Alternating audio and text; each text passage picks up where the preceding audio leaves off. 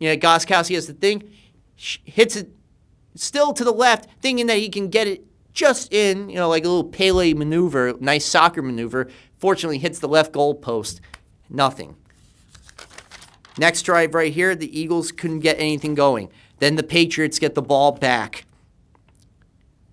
And they decide on 4th and 5th, the most pivotal play right here at the Eagles 35. Instead of going for the field goal because they were afraid of earlier, they try to go for it, and it's incomplete. They turn the ball over on downs, and this is where the game changes right here on the 7th drive by the Eagles.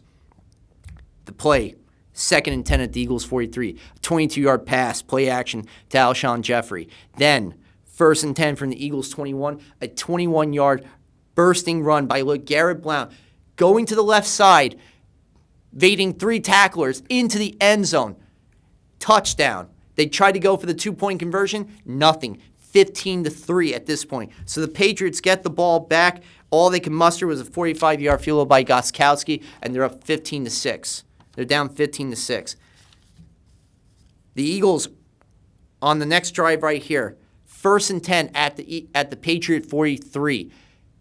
Beautiful pass by Foles down the right sideline on the out route to Alshon Jeffrey. It looks like he's about to catch it, but then one-on-one with Stephon Gilmore, nothing. He smacks the ball like a volleyball play into the hands of Duron Harmon of the Patriots, and he got the first big turnover, second turnover of the game, the first one by the Eagles.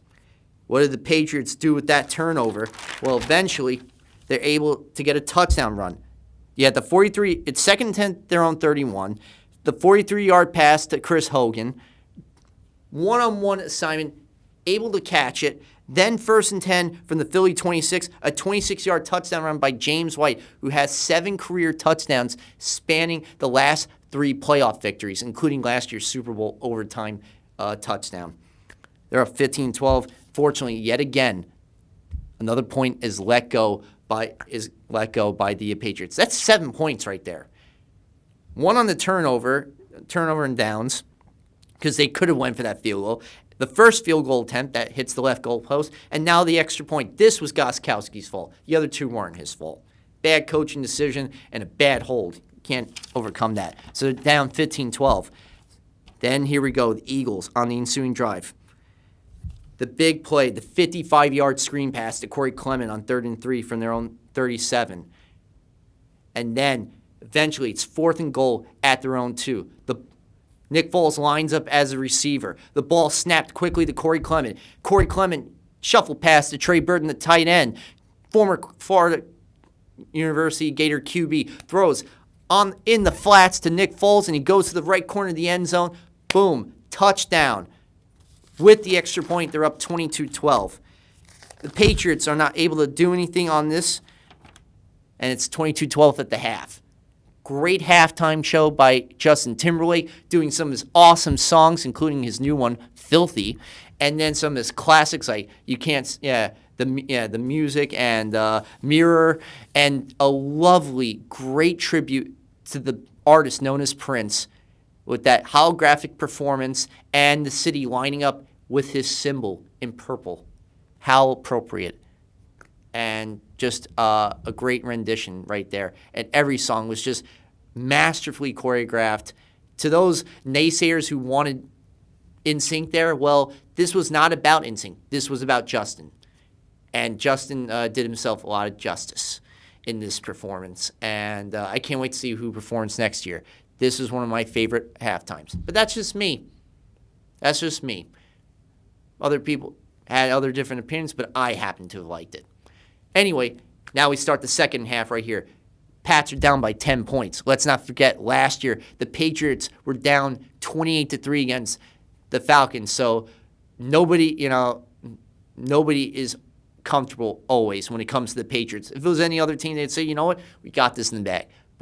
But this is Tom Brady and the Pats. Well, we begin the second half showing you why you should not be comfortable, because on the opening drive of the second half, on this beautiful drive right here, 5 passes to the Gronk on the opening drive of the third quarter of the second half, as opposed to only 2 receptions on 7 targets in the first half, including my favorite to culminate this opening drive of the second half. 1st and goal at the Philly 8. No, 2nd goal at the Philly 5. 5-yard touchdown pass. Beautifully placed on the slant into the left end zone. 22-19 with the extra point. Here comes the Eagles' ensuing drive. 15-yard play by Aguilar on 3rd and 6. Then you look at the big 14-yard pass to Zach Ertz on 3rd down. Eventually, how about 3rd and 6 from the Eagles' 22? Instead of going for the field goal, they decide to go for a great play right here. Nick Foles, play action fake, throws it on the inside in the small pocket window with 2 defenders on Corey Clement, and it's a touchdown. Here's my problem with this touchdown. When the ball came into Clement's hands, he had possession at first, but no control with his left foot.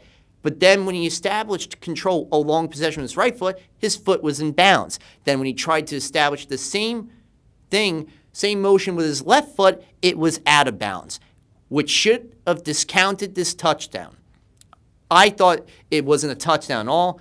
The NFL and the refs thought differently, so it counted with the extra point. They're up 29-19. So they have a 10-point lead again.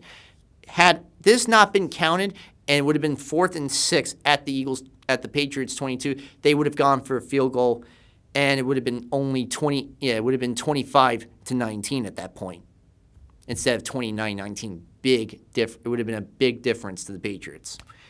Well, the Patriots on the ensuing drive, 1st and 10 at the Eagle 26, 26-yard touchdown pass to Chris Hogan. The extra point good. It's 29-26, so it's back to a 3-point game right here. Then the Eagles on the drive that pretty much ends the 3rd quarter going into the 4th, culminating with a 44-yard field goal by Jake Elliott, who, let's not forget, early in the season had that game-ending field goal against the Giants. So they're up 32-26. The Patriots still have yet to gain a lead in this game. It's the 4th quarter. Their drive coming up right here. Eventually, 2nd and goal at the Philly 4. On the left corner fade route, Gronkowski one-on-one, which you never should do one-on-one against him. You need somebody underneath and over the top. Well, nobody told the Eagles that. Gronk got the touchdown, extra point, and for the first time all game, they're up 33-32. Here we go. Eagles' upcoming drive right here, including the 21-yard pass on 1st and 10. The Eagles at the Patriots 43 to Nelson Aguilar. And then eventually 3rd and 7 at the Eagles 11. Ball snapped to Foles. Play action. Throws it. Yeah, throws on the slant to Zach Ertz. With 2 football moves and possession, establishes himself as a runner. Flies over the goal line with the ball. Touchdown, good. The ball did come out at first for a little bit in the air, but he caught it. It was already a touchdown because once you establish yourself as a runner, and when the ball crosses the goal line, it is technically a touchdown. I know some people are going to talk about the Jesse James touchdown against the Patriots, Week 15, when the ball technically didn't survive the ground, and that wasn't a touchdown, when that clearly was. So that's where the NFL is really going to have to, in the offseason, try to establish what is and is not a catch. A problem they've had for so many years. They need to, even when they came up with the Calvin Johnson rule, and how well that worked out so far. But anyway, it's a touchdown. They go for the 2-point conversion. It fails yet again. So it's another 2-point conversion, not good for the Eagles. They're up 38-33. Patriots still have time. It's still 2 minutes to go in this game. And when it comes to Tom Brady, when he gets the ball with 2 minutes to go, or a minute, when he has enough time in the game, this is where the heroics come out to play. Well, heroics didn't in this situation right here. 2nd and 2, Eagles 33. Ball snapped to Brady. Add the shotgun. The pocket is closing in. At this point, no defense was even involved in this game. And then all of a sudden, Brandon Graham comes up with the play of the century and knocks the ball right not only knocks the ball, but strip sacks. Yeah, does a strip sack on Brady, recovered by the rookie Barnett, and the Eagles, with the ensuing possession, convert it into a field goal. They're up 41-33. Final possession of the game right here. All Patriots. They had only less than a minute to go, because on the previous possession by the Eagles, they were able to run the clock out as much as they could, so the Patriots would have less time, because that's the thing you have to remember. You have to give less time for Brady. If you give him more time, he knows what to do with it. Well, here we go. The Patriots get the ball on the ensuing kickoff. They decide to go for a pitch play to the back of the end zone. Why is beyond me. And they start from their own 9-yard line. They have to go 91 yards with less than a minute to go to not only get a touchdown, but then they have to get a 2-point conversion just to force overtime. Well, incomplete in the next 2 passes on to White and another player. Then 4th and 2 from the 9. He throws a big 20-yard pass to Danny Amendola, a.k.a. Danny Playoff. Got to remember, this year he was clutch in the divisional round game against the Titans. Clutch with those 2 big fourth quarter touchdowns. Let me get a little drink. I've been talking a lot. 2 fourth quarter touchdowns, including the toe-tapping one in the AFC title game against the Jaguars. So came with yet another clutch catch. 4th down right here. Well, it's 1st and 10. Midfield.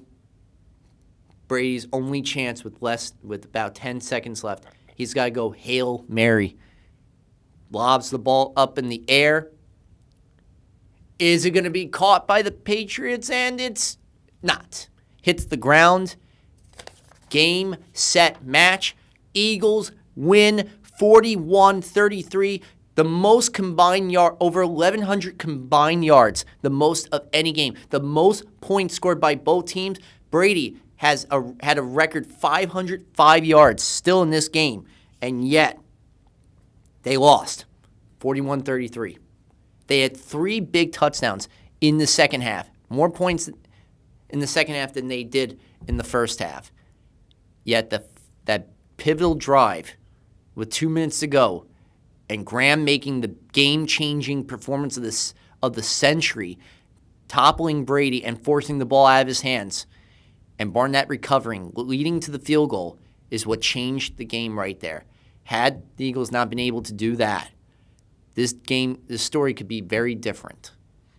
Well, now that's not the case. And Nick Foles, with the performance of the century for him, and the fact that he not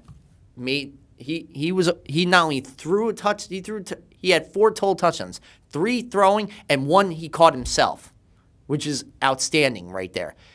Earlier in the game, the thing that killed the Patriots was, early in the game, they tried for that same maneuver with Danny Amendola throwing down to the right sideline early in the second quarter, and the ball went off the tip of his fingers.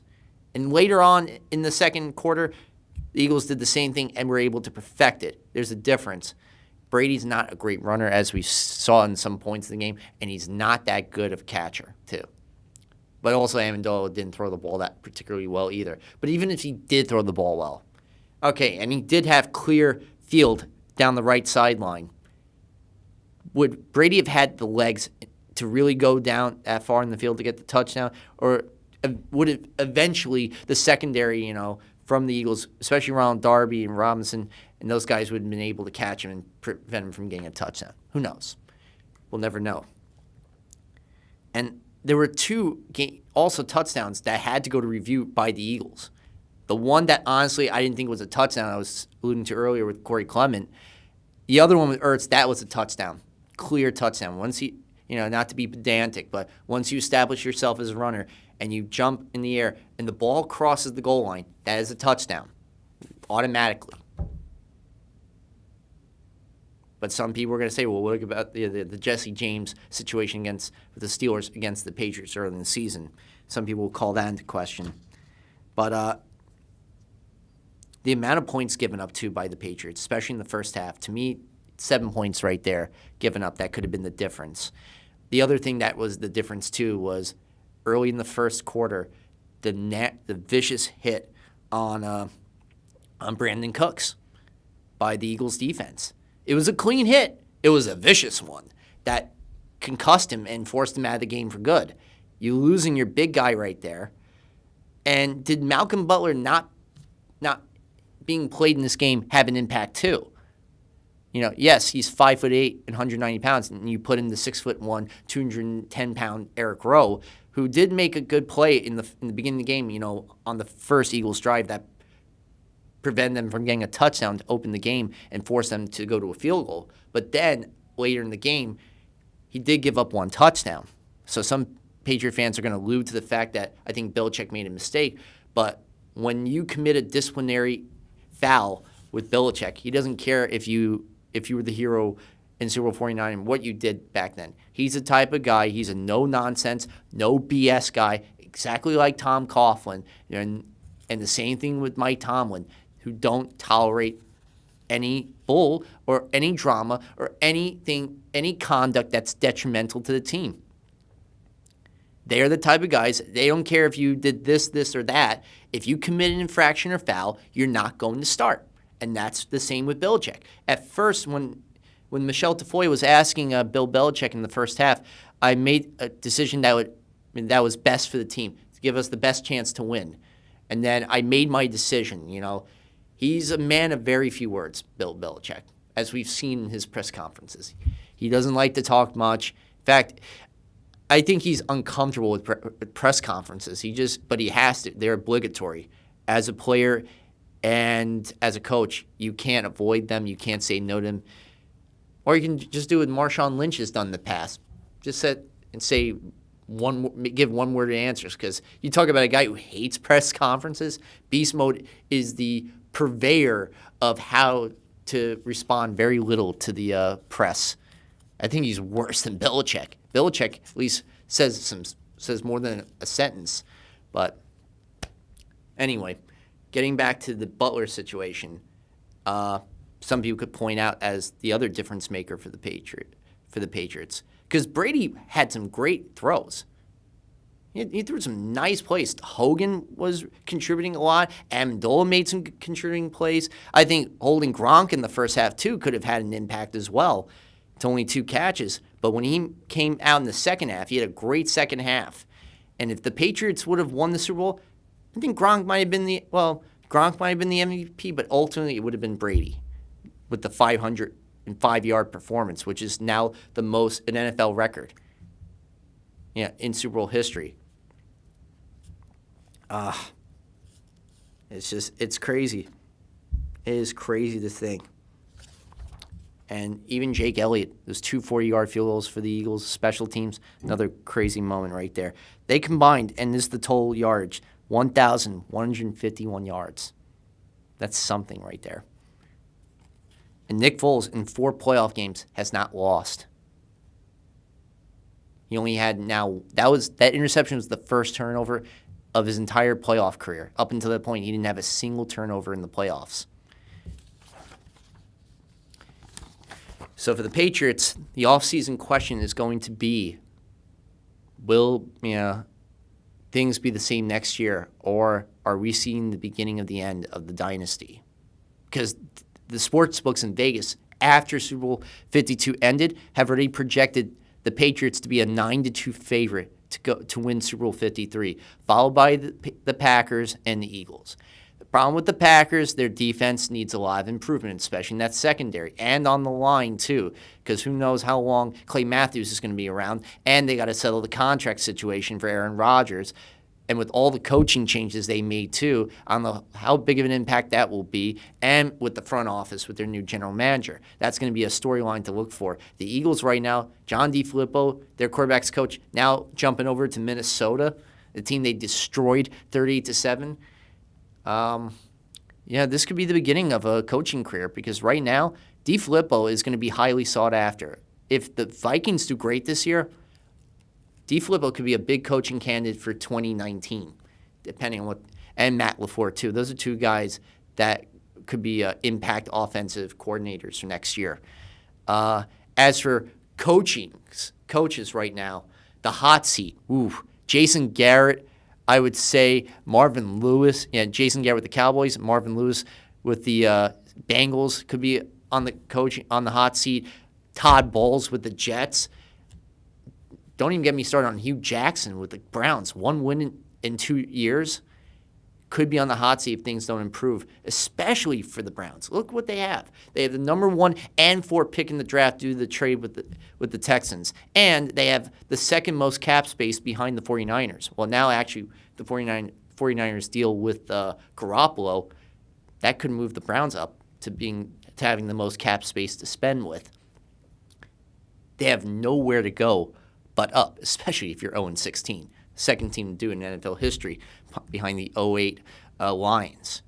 And the Lions, as I mentioned, Matt Patricia, that's a lot to look for. The NFC North, in fact, could really have a huge impact. Mentioned about the Packers and the changing landscape with all the coordinators, the defense coordinators, and the general manager, and trying to get a contract together for Aaron Rodgers. Matt Nagy, the offense coordinator from the Chiefs, becoming the new head coach for the Bears. Matt Patricia being the new head coach for the Lions right there. And just seeing the Vikings right now without Pat Shurmur and seeing John DeFilippo there. And the question for the Vikings, who their QB will be. Is it going to be Case Keenum? Is it going to be Teddy Bridgewater or Sam Bradford? They're all free agents. Which one of them is going to be signed? Which one of them is going to be let go? Because they can't sign all three. There are a lot of questions, but there's a lot of intrigue with the NFC North next year. As for the Giants and the NFC East right now, with Alex Smith going to the Redskins, that's going to make the NFC East very competitive in terms of quarterbacks. And I like to see what the Giants do next year. As I mentioned, with the offensive line, will this be the end of the line for Eli Manning, or will this be a comeback season of epic proportions, especially with Pat Shurmur's tutelage and what he did with the Vikings, having one of the best offenses in the league, especially when it comes to running the ball. They need a running back to match Pat Shurmur. They need that Jerick McKinnon and Latavius Murray and that Dalvin Cook. That's where Saquon Barkley could come in and maybe change the fortunes for the Giants. As for the Jets next year, are they going to be another team that just gets a veteran QB, resigns Josh McCown, and saves money, or do they go and draft somebody with the 6th pick like a Baker Mayfield, which I'm hoping they do, or Lamar Jackson, who I think is one of the most pro-ready QBs. And that's what I love about this coming season in the draft. This is a great quarterback class. There's Sam Darnold out of USC, but USC quarterbacks, with the exception of Carson Palmer, have shown to be failures. Then you have Josh Allen out of Wyoming. Josh Rosen, who I sometimes call my cousin, Merrick Rosen, out of UCLA, though we're not really related. I wish we were. He's going to be great to watch. And Lamar Jackson, as I mentioned, Baker Mayfield, the reigning Heisman Trophy winner right there. There's a lot of intrigue with these quarterbacks. And one of my favorite receivers coming out of college, Calvin Ridley out of Alabama. 2018 is going to be interesting in so many ways. Will the catching rule be transformed? Will we have an idea of what constitutes a catch and what does not constitute as a catch? Kirk Cousins, his pick of the litter of teams, the Jets could be up there in the making. That's the other thing, too. Will the Jets be willing to spend $28 million a year to get him? What about the Denver Broncos, considering the trio of bad quarterbacks that they had? Are they going to sign him? What about the Cardinals in the post-Carson Palmer era? Will the Cleveland Browns be the one to sign him? And with those 2 draft picks, get some receivers to give him something to be happy about in Cleveland. Then you have John Gruden with the Oakland Raiders, a few years removed from their destination to Las Vegas in that 10-year, $100 million mega contract. Does he transform that organization into an overnight sensation? And how well does he work with Derek Carr? There are so many intriguing storylines and questions to be answered. And what I love about football is even when the Super Bowl ends, it's never over because we have the Combine this month. Then in March, will be the official new calendar year for the NFL with the free agency period. And that's where Big contracts and a lot of talks come on that day. April, the draft, the perspective, the new college athletes who could change the fortunes of franchises, or could be the downfall. Jamarcus Russell, everybody. But we could also see a big player in the making as well. Andrew Luck.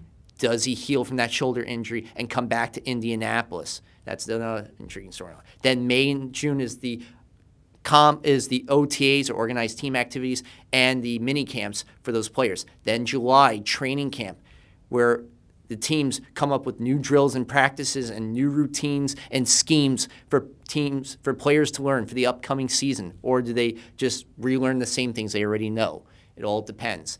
August, the enshrinement at the Hall of Fame Canton to begin the month, and then the 5-week preseason that will whittle the teams down from the 90-plus players to 53 that will be dressed up for the upcoming season. Then from September to December will be the regular season. January will be the beginning of the 5-month journey of the playoffs, culminating on the first Sunday in February, Super Bowl 53 from Atlanta, Georgia, where about a year from now, we'll know who will be the Super Bowl champions. I'm hoping it's the New York Jets, subjectively, of course. But if it's not them, we'll find out. We'll see what happens in 2018, where things could go. That's why I love the sport, because no matter what, every day, there's always something going on. There's always some big news story that's going to change the league. Oh, the other situation, too, to look out for, the ownership standing of the Carolina Panthers. Now that Jerry Richardson is not with the team due to misconduct allegations where he stepped down as owner of the team. He was the first ever player owner, but because of his wrongdoings, and you know what? He did the right thing stepping down, and I think it's wrong what he did to those people. Anyway, now the situation comes, we don't know clearly who's going to be the new owner with the Carolina Panthers, but you're going to need to fork over about $1.5 billion if you want to own a team in today's day and age, because $1 billion's not going to cut it anymore. You need more than that, especially if you want to get a new stadium, the infrastructure, the team, the players. And I don't think people can even do it alone now. You need a consortium of people, investors, a Goldman Sachs or some investment company who will go in with you along with the money that you pony up. And then, especially if you want to get a new stadium deal, you're going to have to pay for the majority of it. Joe and Jill taxpayer will take care of the rest. There's just so many intricacies and nuances and things you have to learn as a NFL owner. Well, folks, we're at the end of our show. 2 minutes left. It's really sad. I'm really crying. I'm holding back my tears because for 23 weeks being on this show, I had Jamie Hickson to begin with. We're not doing the show together anymore, but I did value the time that me and Jamie had. He's a great person, and I wish him all the best. I really genuinely do. And Kenneth Graham being behind the booth and helping me with the show from October on, and just being so creative and just amazing as always. And for the support I've had at CTV and the support of you at home, for watching this show. When we come back next year, I'm going to try and introduce some new things, guests, and new people to the show as well. More diversity, more diverse opinions, and just